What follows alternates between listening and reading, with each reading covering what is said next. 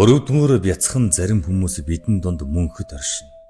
Тэд нэр голдуу нуугдж далд хэлбрээр амьдарч, бусдыг элдвэр доромжилж тэрнээсээ таашаал авдаг.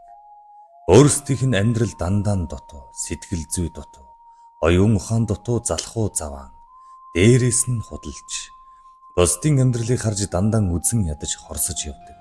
Ийм хүмүүсийн шинж тэмдэг дандаа өөрийгөө өрөвдүүлж, шудраг үнэн юм ярьж байгаа мэт айшилж, би бол шулуун хилчигдэх хүн гэх мэтээр өөрийгөө тодорхойлдог.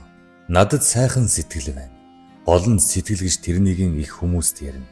Бусдын хийж бүтээснийг дандаа шүүмжилж өөнтөглөнө. Өөрсдөө юу ч хийдэггүй. Ийм хүмүүсийн ам худлах урмаг бузар үхнийг шингээж амьдардаг. Энэ насандаа хаа явсан газраа хэнэгний амьдралыг заавал амааран хорлох битгий хэл.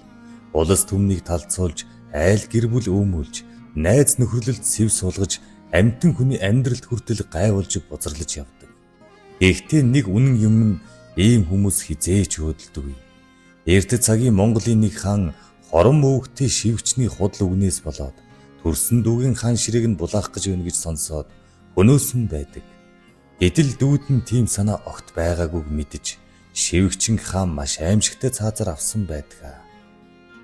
Учир нь ахиж ийм амтай хүн бүү төрөг гэсэн утгатай.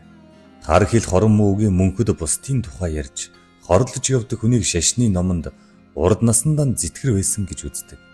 Ийм учраас монголчууд хүний ам хил маш чухал гэдгийг үзэн ойлгож, амны бэлгээс аштын бэлэг гэдэг ерөөлтэй ард түмэн.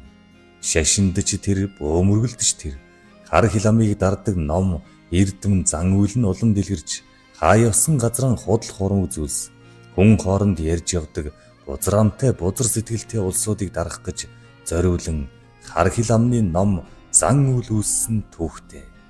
Зарим хүмүүсийн хар хил нь хатаж, хагархай ам нь хумигдгиж хариулдаг байсан домтой.